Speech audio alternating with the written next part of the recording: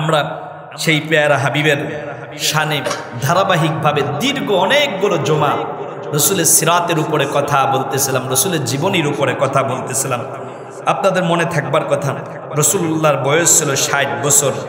খয়বারের যুদ্ধে, কোন যুদ্ধ? খয়বারের যুদ্ধ।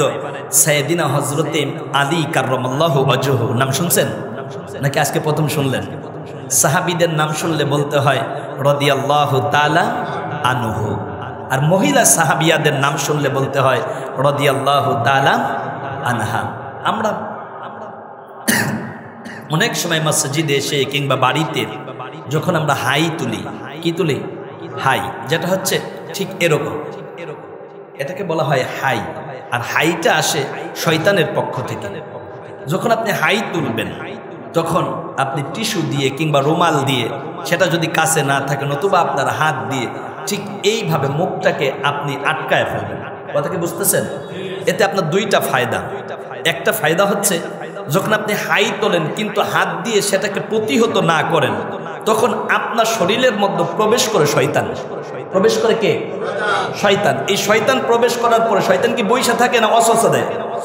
ওয়াসওয়াসা দেয়।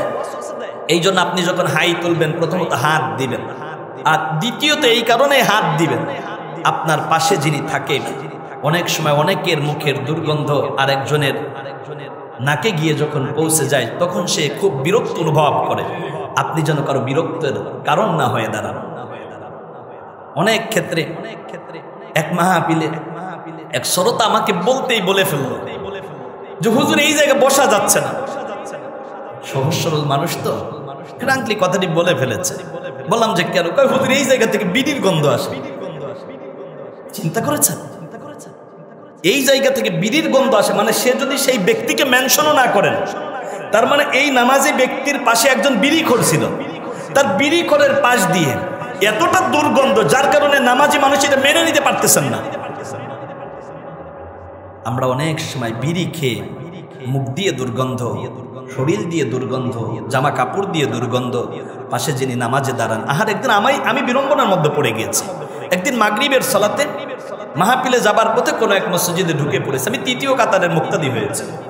আমার পাশে একজন দাঁড়িয়েছেন, আল্লাহ তুমি হেফাজত করো, তার বিড়ির দুর্গন্ধের কারণে ওই দিন আমি নামাজটা সুন্দরভাবে পড়তেই পারি নাই।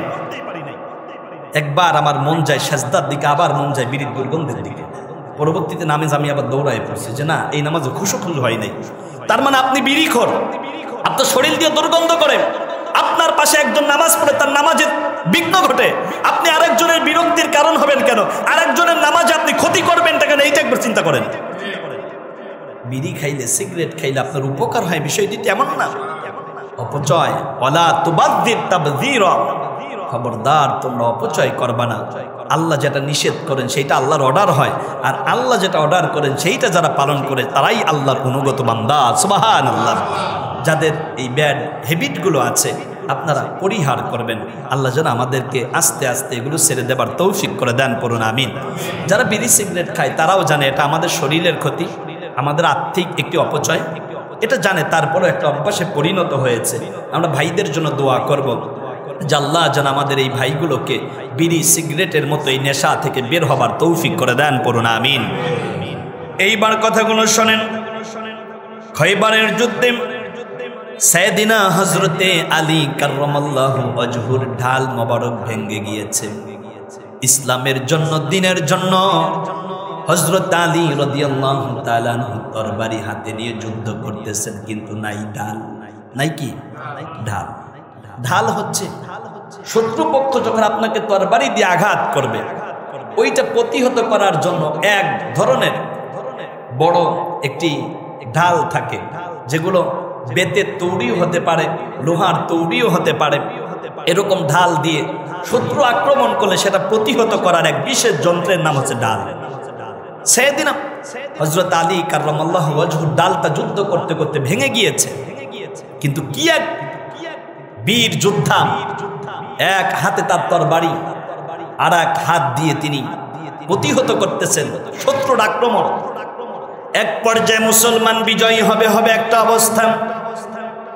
কাফেরের গোষ্ঠী যখন মুসলমানদের উপরে আক্রমণ করবে, সাইয়েদিনা হযরত আলী কাররামাল্লাহু ওয়াজহু কামুজ দুর্গ ছিল। কামুজ দুর্গের ওই দরজাটা খোলার জন্য 15 জন মানুষ লাগতো। তিনি আল্লাহু আকবার বলে কামুজ দুর্গের দরজাটা ধরে টান দিয়েছেন। এই আল্লাহু আকবারের পাওয়ারে কামুজ দুর্গটা সরাসরি ওই যে আপনার দরজাটা ছিল সাইয়েদিনা হযরত আলী কাররামাল্লাহু ওয়াজহুর হাতের মধ্যে চলে এসেছে। সুবহানাল্লাহি ওয়া বিহামদিহি। যেই দরজাটা খুলতে 15 জন মানুষ লাগতো, আল্লাহর নামে তাকবীরের কারণে দেখেন, ইসলামের পক্ষে থাকলে, মুসলমানদের পক্ষ থাকলে বিজয় সুনিশ্চিত। আর আল্লাহ রাব্বুল আলামিন কোটি কোটি কোটি কোটি ফেরেশতাদেরকে মুসলমানদের পক্ষে দিয়ে দেয়। সুবহানাল্লাহ। কারণ আল্লাহর মদদ, আল্লাহর দয়া, আল্লাহর রহমত ছাড়া কোনোদিন বিজয়ী হওয়া যায় না। আমরা আল্লাহর সাহায্য চাই। আমাদের সাহায্য দেবেন কে? ইয়্যাকা না'বুদু ওয়া ইয়্যাকা নাস্তাঈন। আমরা আল্লাহর ইবাদত করি, আল্লাহর কাছে এই সাহায্য প্রার্থনা করি। আমাদের সাহায্যদাতা একজন, তিনি কে? আল্লাহ। এইবার শোনেন আমার ভাইয়েরা, অনেক লম্বা ইতিহাস। খাইবারের যুদ্ধের কথা বলতে গেলে একদিনের ব্যাপার। আমি অল্প অল্প করে আপনাদেরকে একটু টাচ দিয়ে যাচ্ছি। এই খাইবারের যুদ্ধে ইহুদিদের 2 জন বড় বড় সেনাপতি ছিল। একজন ছিল সাইয়েদিনা হযরতে সাফিয়া রাদিয়াল্লাহু তাআলা আনহার বাবা, আরেকজন ছিল সাফিয়া রাদিয়াল্লাহু তাআলা আনহার চাচা। সাফিয়া হলো আল্লাহর নবীজির স্ত্রী। সুবহানাল্লাহ। তখনও সাফিয়া রাদিয়াল্লাহু তাআলা আনহা ইসলাম গ্রহণ করেন নাই, কারণ তখনও তিনি ইহুদি। খয়বারের যুদ্ধে যখন মুসলমানেরা বিজয়ী হয়ে গেল, তখন সাফিয়া রাদিয়াল্লাহু তাআলা আনহাও বন্দী হয়ে গেলেন। বন্দী সম্পদ এবং বন্দী নারী পুরুষদেরকে ভাগ বাটোয়ারা করা হচ্ছে। ওই সময় সাইয়েদিনা সাফিয়া রাদিয়াল্লাহু তাআলা আনহা আল্লাহর নবীর সামনে দাঁড়িয়ে বললেন, ওগো আল্লাহর নবী, আমি আল্লাহর আরেকজন নবী সাইয়েদিনা হযরত হারুন আলাইহিস সালামের বংশধর। সুবহানাল্লাহ।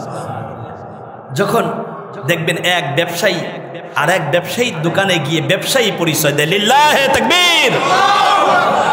এক ব্যবসায়ী যখন আর এক ব্যবসায়ীর দোকানে গিয়ে পরিচয় দেয়, তখন দেখবেন যে ওই ব্যবসায়ীর মনের মধ্যে একটু আন্তরিকতার ভালোবাসা তৈরি হয়।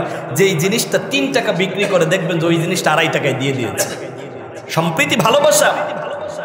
এক নবীর কাছে যখন আর এক নবীর কথা বলছে, কারণ রাসূল তো মেরাজের রাত্রে সাইয়েদিনা হারুন আলাইহিস সালামের সাথে দেখা হয়েছে, সাক্ষাৎ হয়েছে। রাসূলের চোখ দিয়ে ঝরঝর করে পানি পড়তেছে। আরে হারুন আলাইহিস সালাম খুব চালাক নবী ছিলেন। আল্লাহকে ডেকে বললেন, আল্লাহ তোমার জান্নাতটা একটু দেখতে চাই। ফেরেশতাদের মাধ্যমে আল্লাহ তাকে জান্নাতে নিয়ে গেলেন। জান্নাতে নেওয়ার পরে এরপরে তিনি জান্নাত ঘুরতেছেন। আল্লাহ বলল, হারুন তুমি বের হয়ে যাও। কয়, আল্লাহ তুমিই তো বলেছো যারা একবার জান্নাতে প্রবেশ করে তুমি নাকি তাদেরকে আর জান্নাত থেকে বের করে দাও না। মারহাবা বলেন। আল্লাহ যেহেতু আমি জান্নাতে ঢুকেই পড়েছি, আমি আর জান্নাত থেকে বের হব না। সুবহানাল্লাহ বলেন। কত চালাক নবী, কত মেরিটোরিয়াস নবী, কত দূরদর্শী একজন নবী।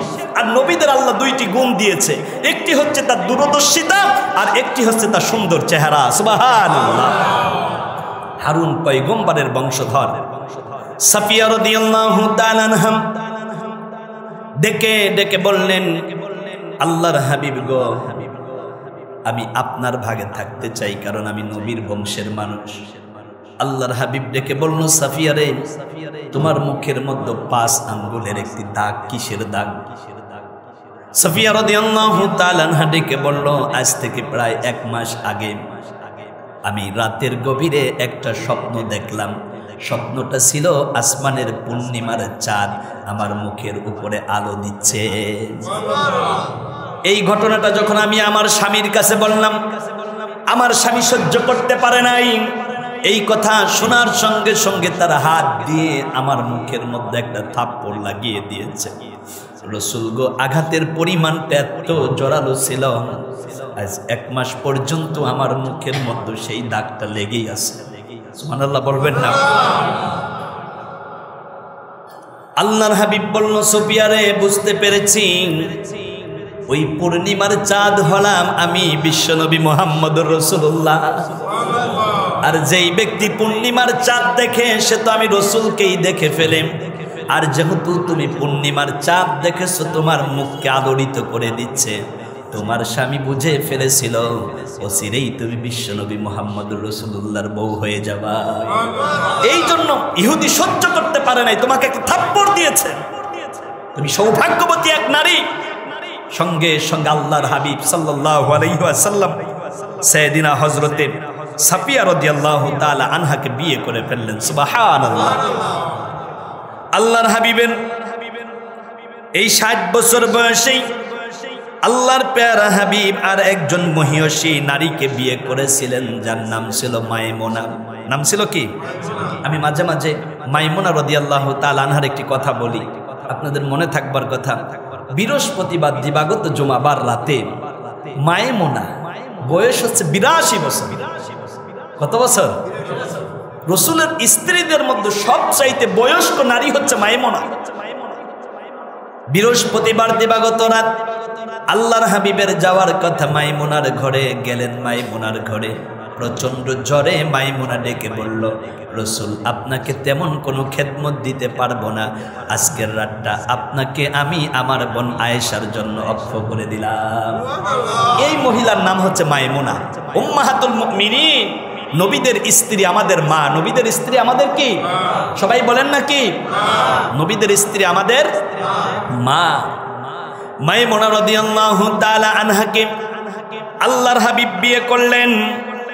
মাইমুনার বোনের নাম ছিল লুবাবা। ইতিহাস বোঝেন। আর এই লুবাবা ছিল হচ্ছে নবীর চাচা আব্বাস রাদিয়াল্লাহু তাআলা আনহুর বোন। তার মানে চাচার স্ত্রী, চাচি, চাচির বোন সম্পর্ক হয় খালাম্মা। তার মানে এটা আপন খালা না। কথা কি বুঝতে পারছেন?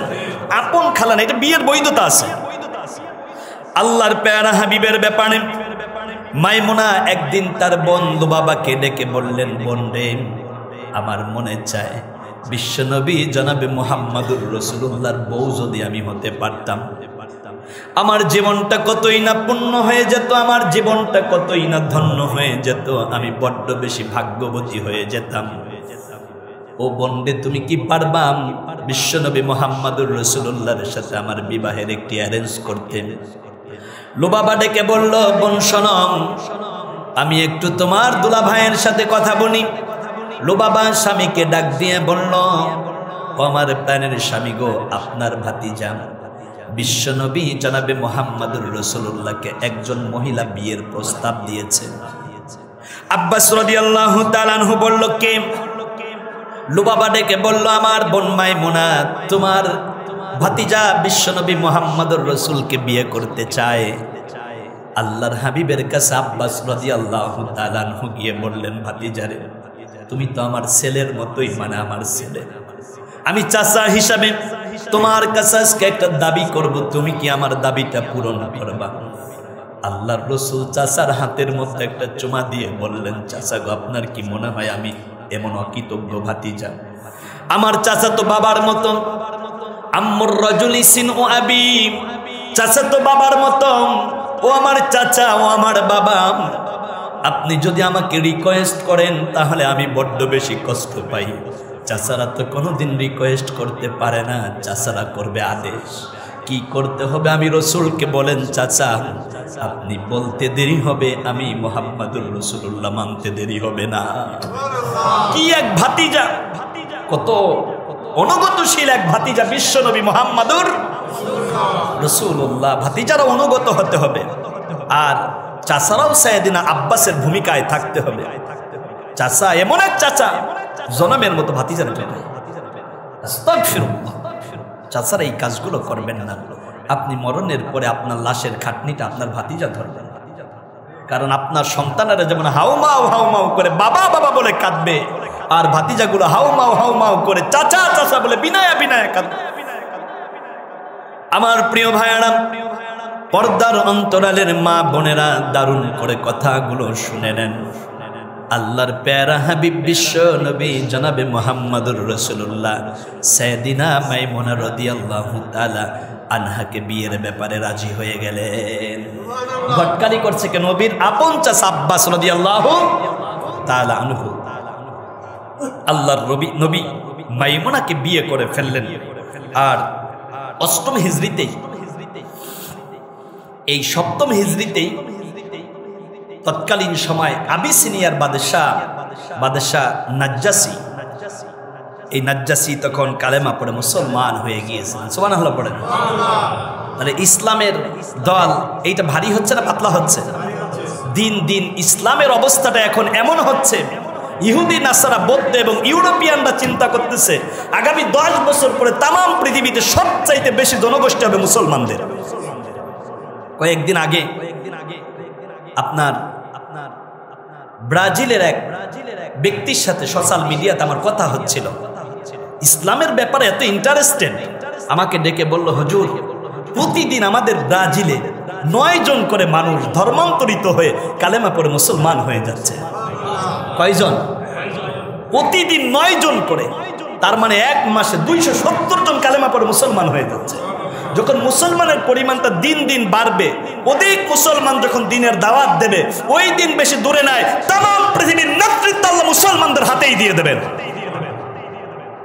কারণ আপনার দল, আপনার ক্ষমতা, আপনার নেতাগিরি, এইগুলো সাময়িক দুনিয়ার একটা লোভ লালসা, আর এই ক্ষমতা আপনাকে আল্লাহ থেকে ভুলিয়ে রেখেছে। ইয়া আইয়ুহাল ইনসান মা গররাকা বিরাব্বিকাল কারীম। আল্লাহ ডেকে বললেন, ও মানুষেরা, তোমাদেরকে কে আল্লাহ থেকে ভুলিয়ে রেখেছে?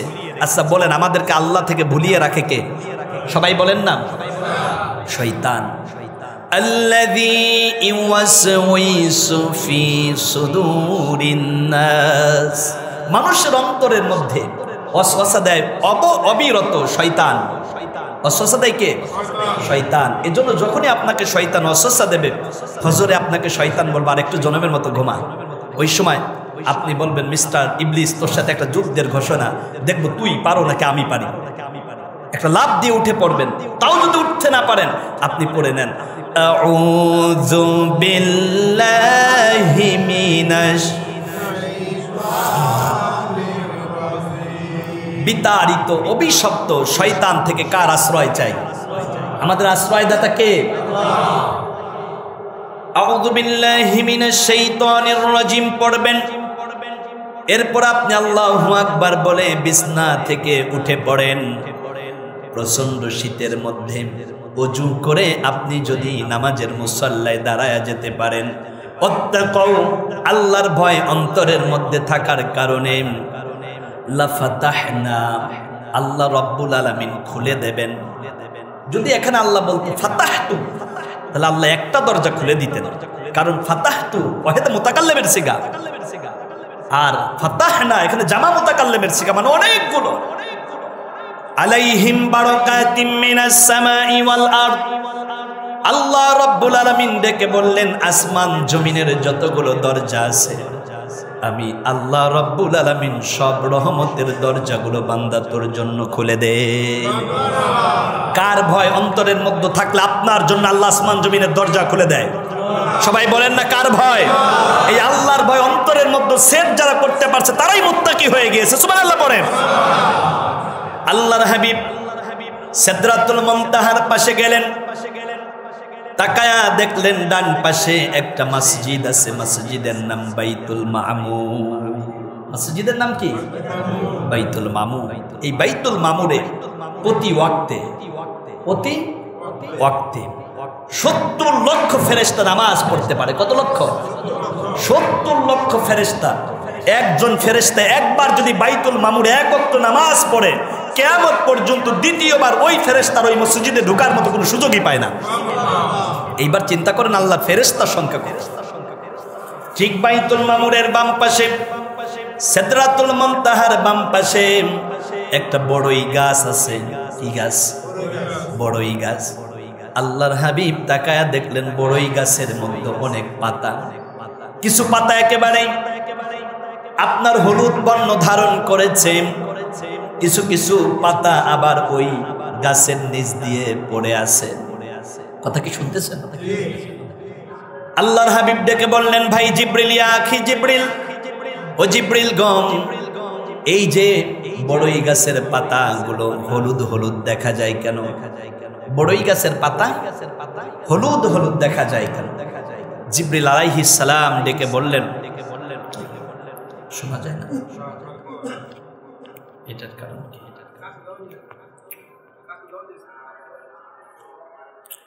কাছে দিলে ওর কথা বলতে কষ্ট হয়। ঠিক আছে, ঠিক আছে, জি, আল্লাহ ভরসা ঠিক হয়ে যাবে ইনশাআল্লাহ। দেখি আমরা এটা নিয়ে আরো একটু ভিন্ন চিন্তা করব, যেভাবে মা বোনদেরকে শোনানো যায়। কারণ মা বোনদের জন্য তো মসজিদগুলো উন্মুক্ত হওয়া দরকার। মা বোনদের জন্য মসজিদগুলো কি হওয়া দরকার? উন্মুক্ত হওয়া দরকার। যেটা পরিবেশ করে দিতে আমরা ব্যর্থ হয়েছি। কত ফতোয়া, বাজারে মা, মার্কেটে মা, স্কুলে গেলে পুরুষদের কোনো সমাগমই নাই, নয় মহিলা ঝগড়াঝাটি করে স্কুলের মধ্যে। দুনিয়ার সব জায়গা মহিলা, কিন্তু বাধা দিয়েছে এক জায়গায়, মসজিদে আসলে যত বাধা, যত ফিতনা। আস্তাগফিরুল্লাহ। দিন এবং ইসলামের কথাগুলো মা বোনেরা যদি দারুণভাবে আত্মোপলব্ধি করতে পারত, সে তার পরিবারে গিয়ে এই বিষয়গুলো অ্যাপ্লাই করত, আপনার সন্তানকে সে দিনী পরিবেশে মানুষ করত, আপনাকে সম্মান করত, সে রান্না করার সময় বিসমিল্লাহ বলে রান্না করা শুরু করত, আপনার পরিবারটা জান্নাতের বাগান হয়ে যেত। দিন থেকে, ইসলাম থেকে, এই পরিবেশ থেকে মা বোনদেরকে যত দূরে রেখে দিয়েছেন। মা বোনদের জন্য ভিন্ন নামাজের জায়গা থাকা দরকার। সেখানে মহিলা আলেমেরা মাসে অন্তত মা বোনদেরকে শরঈ তালিম দিয়ে দেবেন। সেই পরিবেশ আমরা দিতে পারি নাই মা বোনদেরকে। আমরা মসজিদটাকে বানিয়েছি শুধু নামাজ পড়ার জায়গা না। মসজিদ নামাজ পড়ার জায়গা আপনাকে কে বলছে? প্রত্যেক মসজিদের মধ্যে একটা করে লাইব্রেরি থাকা দরকার ছিল। মুসল্লি একটু আগে আসছে, হযরত উমর রাদিয়াল্লাহু তাআলা আনহুর জীবনীটা পড়বে, সাইয়েদনা আবু বকরের জীবনীটা পড়বে, শবে মেরাজের ইতিহাস পড়বে, আল্লাহর কোরআন তিলাওয়াত করবে, কোরআনের সরল অনুবাদগুলো দেখে দেখে পড়বে। একজন মানুষের জীবন আলোড়িত হয়ে যাবে। মসজিদকে বানিয়েছি শুধু আমরা। মসজিদের জুতা রাখার জন্য পলিকন বানাই লক্ষ লক্ষ টাকা খরচ করে, কিন্তু মসজিদের মধ্যে আপনি একটি লাইব্রেরির জন্য একটি শোকেস, আলমারি কিংবা তাক করবেন, এইটা অনেক ক্ষেত্রে আমাদের হয়ে ওঠে না। আমার মুসল্লি ভাইয়েরা, আমার প্রিয় বাবাজিরা, মসজিদটাকে আপনি লাইব্রেরি বানিয়ে ফেলুন, এখন অধ্যবসায়ের একটি জায়গা তৈরি করে ফেলুন। কারণ আপনাদের মসজিদে হবে এই আশা আমি রাখি।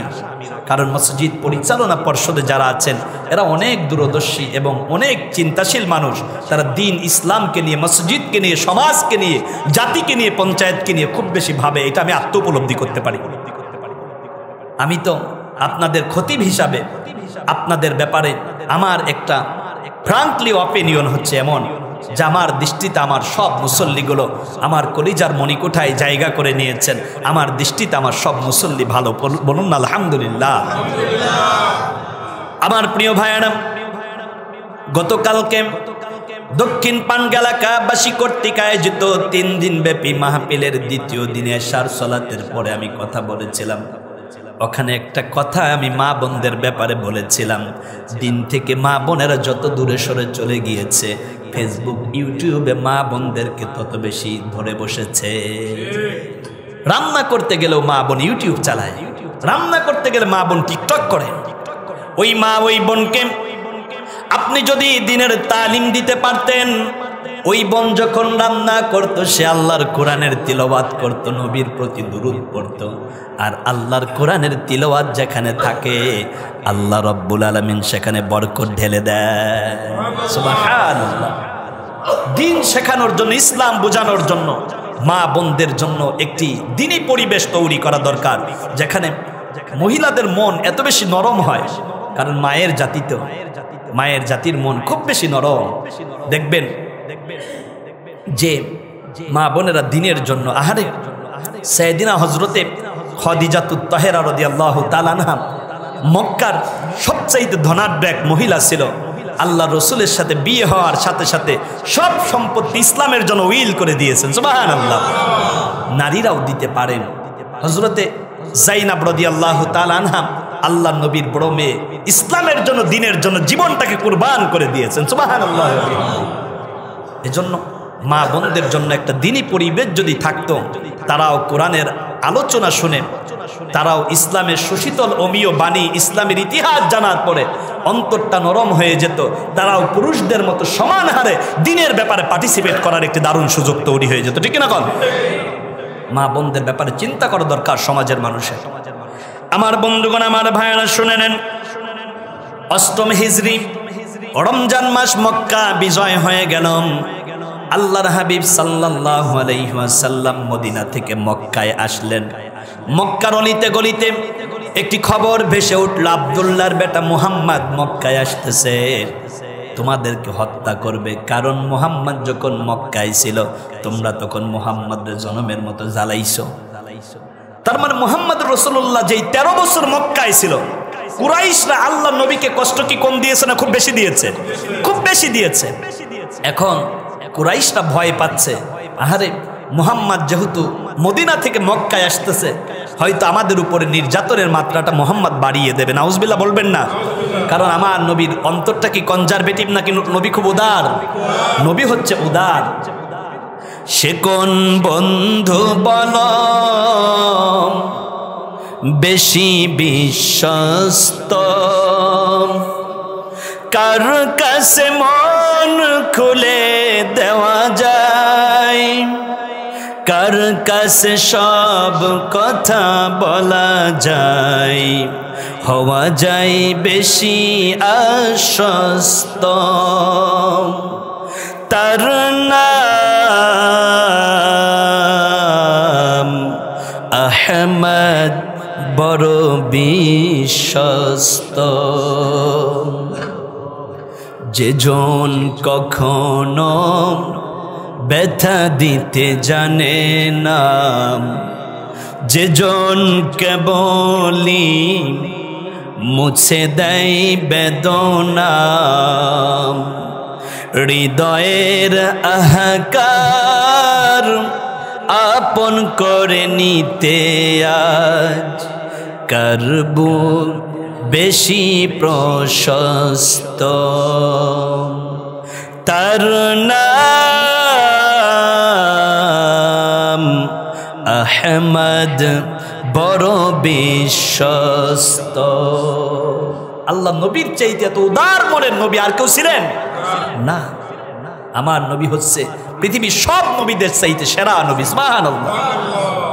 আল্লাহর প্যারা হাবিব সাহাবীদেরকে নিয়ে মদিনাতুল মুনাওয়ারা থেকে মক্কাতুল মুকাররমায় আসলেন। দীর্ঘ 1 বছর পরে নয়, 8 বছর পরে। মাতৃভূমির প্রতি মানুষের মায়া কম না বেশি? আহারে, এই মক্কায় রয়েছে আল্লাহর ঘর বাইতুল্লাহ, হজরে আসওয়াদ, রুকনে ইয়ামেন মাতাফ, মেজাবে রহমত রয়েছে, মাকাম ইব্রাহিম, হাতিমে কাবাম। অনেক দিন পরে, 8 বছর পরে আল্লাহর হাবিব যখন মক্কা বিজয়ের পরে রমজান মাস 2য় হিজরি, রমজান মাস 8ম হিজরি, আল্লাহর হাবিব যখন মক্কাতুল মুকাররমায় আসলেন, মক্কার দিকে বারে বারে তাকায় আর আল্লাহকে ডেকে বলে, আয় আল্লাহ তাআলা, এই মক্কা থেকে তোমার দুষ্ট কাফেরেরা একদিন আমাকে তাড়ায়া দিয়েছিল। আল্লাহ রব্বুল আলামিন জানায়া দিলেন, রসুল গো, মক্কা মদিনা সহ তামাম পৃথিবীর নেতৃত্ব আমি তুমি রসুলের হাতে দিয়ে দিলাম। আল্লাহ রব্বুল আলামিন রসুলকে মক্কার নেতৃত্ব দিয়ে দিলেন।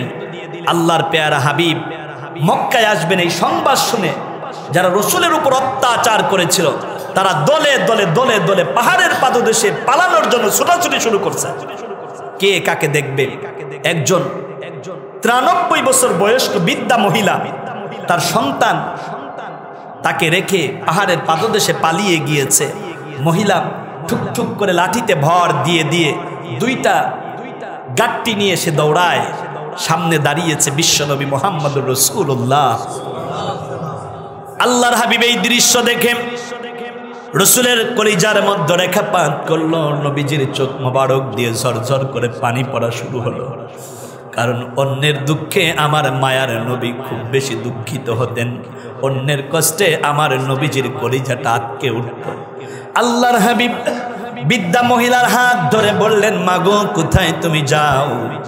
আহারে, আল্লাহর নবী যখন মা বলে ডাকছে, এই মহিলাটা ডেকে ডেকে বলে, আরবের মানুষেরা শোনো, এই মুহাম্মদ যখন আমাকে মা বলে ডেকেছে, এই মহিলা তখনও জানেন এই ব্যক্তি মুহাম্মদ যখন কালেমা পড়ে মুসলমান হয়েছে তখন এই কথাগুলো বলতেছিল।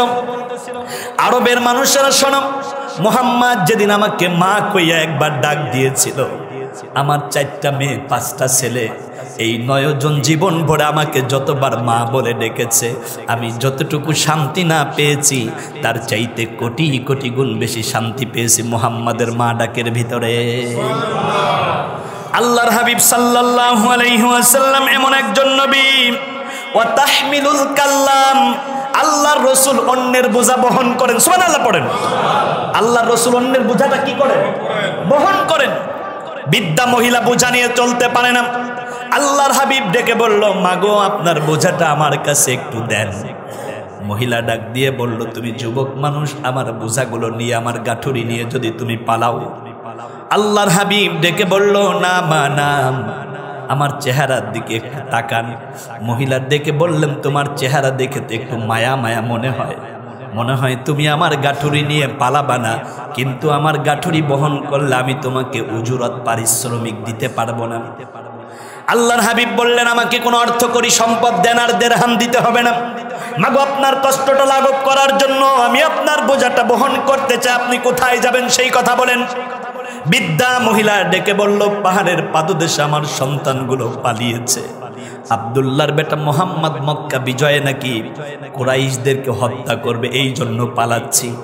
আল্লাহর হাবিব সামনে সামনে হাঁটে, মহিলা পিছনে ডুক ডুক করে ঠুক ঠুক করে লাঠিতে ভর দিয়ে দিয়ে হাঁটে। পাহাড়ের পাদদেশে গিয়ে মহিলা ডাক দিয়ে বলে, আমার সন্তানেরা কই? আয়রে আমার মেয়ে, আয়রে আমার ছেলে। মায়ের ডাক শুনে ছেলে মেয়ে পাহাড়ের পাদদেশ গর্ত থেকে বের হয়েছে। বের হয়ে দেখে বিশ্বনবী জনাবে মুহাম্মদুর রাসূলুল্লাহ সামনে খাড়া। সন্তানগুলো ডাক দিয়ে কয়, এই জন্য বুড়া মানুষ তো মানুষের জাতি নাম। ও মা, যার জন্য জগৎ সারা সেই দেখি সামনে খারাপ। যেই মুহাম্মাদের জন্য আমরা বাড়ি ঘর ছেড়ে পাহাড়ের পাদদেশে আশ্রয় নিচ্ছি, এই মুহাম্মাদই তো আমাদেরকে হত্যা করবে, তাকে তুমি সাথে করে নিয়ে আসছো।